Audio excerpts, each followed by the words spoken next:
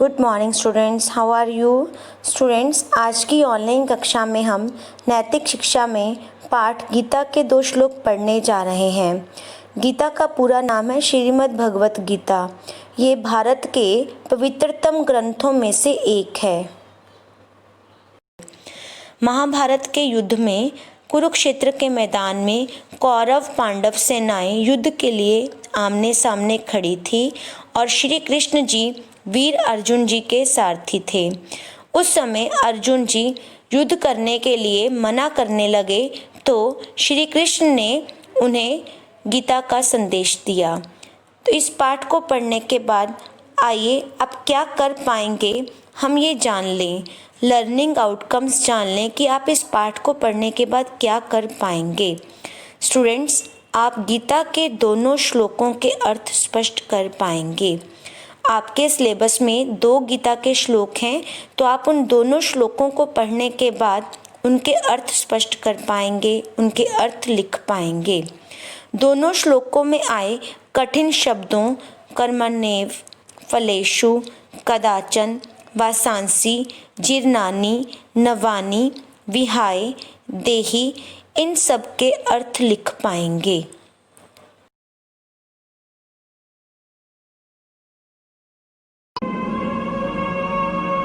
कर्मण्येवाधिकारस्ते मा फलेषु कदाचन मा कर्म फल हेतुर्भूर्मा ते संगोस्त कर्मणि। इनके अर्थ जान लेते हैं। कर्मण्येव कर्म में ही, ते आपका, माँ नहीं, फलेषु फल में, कदाचन कभी भी, ते संगोस्त्व तुम्हारी प्रीति, कर्म फल हेतुभूर्मा कर्म के फल की प्राप्ति में। जब आपने इन शब्दों के अर्थ पढ़ लिए तो अब आप इस श्लोक के अर्थ को लिखने में गलती नहीं करेंगे और श्लोक का अर्थ आसानी से लिख सकेंगे। पहले श्लोक में श्री कृष्ण जी अर्जुन को मुंह में फंसा देखकर उसे कर्म का महत्व बताते हुए गीता का उपदेश देते हुए कह रहे हैं। अर्थ: हे अर्जुन, मानव का अधिकार केवल कर्म करने में है, फल प्राप्ति में कभी भी नहीं है। आप कर्मों के फल की वासना वाले मत हो। आपकी प्रीति केवल कर्म करने में हो। युद्ध के मैदान में एक क्षत्रिय का केवल यही धर्म व कर्म है कि वह शत्रु का अधिक से अधिक विनाश करे, इसलिए मोह त्याग कर युद्ध करो।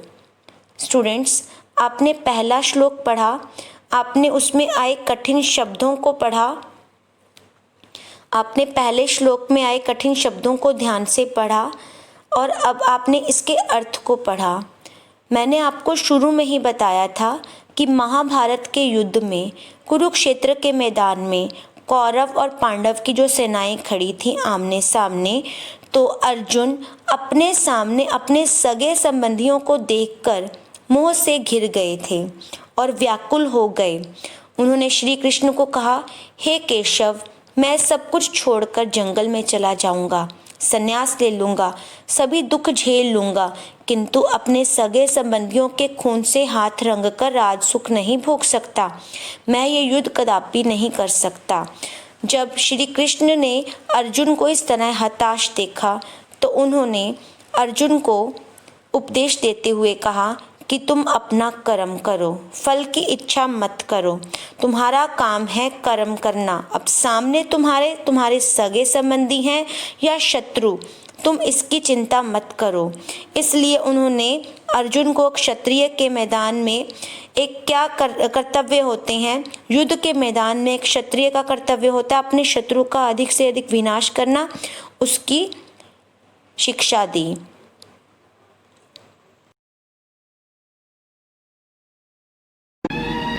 आत्मा एक शरीर छोड़ता है और दूसरा शरीर धारण कर लेता है, बिल्कुल वैसे ही जैसे मनुष्य पुराने कपड़े उतार कर नए कपड़े धारण कर लेता है।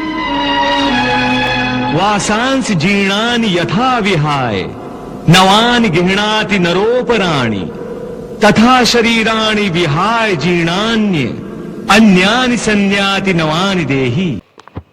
अब इसमें आए कठिन शब्दों को पढ़ते हैं। वासांसी वस्त्र, जीर्णानि फटे पुराने, यथा जिस प्रकार, विहाय उतार कर, नवानि नए, गृह्णाति धारण करना, नरोपराणि मनुष्य व कोई भी प्राणी तथा उसी प्रकार, संयाति धारण करना, देही जीवात्मा। स्टूडेंट्स, इन शब्दों के अर्थ आपने पढ़ लिए। अब आप इस श्लोक के अर्थ को स्पष्ट कर पाएंगे। अर्थ: श्री कृष्ण जी अर्जुन का मोह दूर करने के लिए उन्हें आत्मा के शाश्वत और शरीर के नश्वर होने का बहुत ही सुंदर और शिक्षाप्रद उदाहरण देते हुए कहते हैं। अर्थ: श्री कृष्ण जी कहते हैं, हे अर्जुन, जिस प्रकार कोई व्यक्ति अपने फटे पुराने कपड़ों को उतारकर नए वस्त्र धारण कर लेता है, उसी प्रकार यह आत्मा शाश्वत इस पुराने शरीर नश्वर को छोड़कर नया शरीर धारण कर लेती है। आत्मा का शरीर से मिलन जन्म है और पृथक होना मृत्यु है। अतः आपका मोह करना उचित नहीं है। आप अपने क्षत्रिय धर्म का पालन करें, अपने शत्रु का अधिक से अधिक विनाश करें। यही क्षत्रिय का युद्ध के मैदान में धर्म व कर्म है। स्टूडेंट्स, दूसरे श्लोक में आपने श्लोक पढ़ा, श्लोक में आए नए शब्दों के अर्थ पढ़े और उसका जो अर्थ उन्होंने बताया है, श्री कृष्ण जी ने अर्जुन को जो मोह में खड़े हैं, मोह में फंसे हुए हैं, उन्हें आत्मा और शरीर के बारे में बताया। उन्होंने आत्मा को शाश्वत कहा, अर्थात कि आत्मा कभी नष्ट नहीं होती, और शरीर के नश्वर होने की बात कही कि शरीर नष्ट होने वाला है। एक शरीर के बाद दूसरा शरीर आत्मा जो है धारण करती है। जिस तरह हम अपने शरीर पर पुराने वस्त्रों को उतारकर नए वस्त्र धारण कर लेते हैं, उसी प्रकार आत्मा पुराने शरीर को छोड़कर नया शरीर धारण करती है।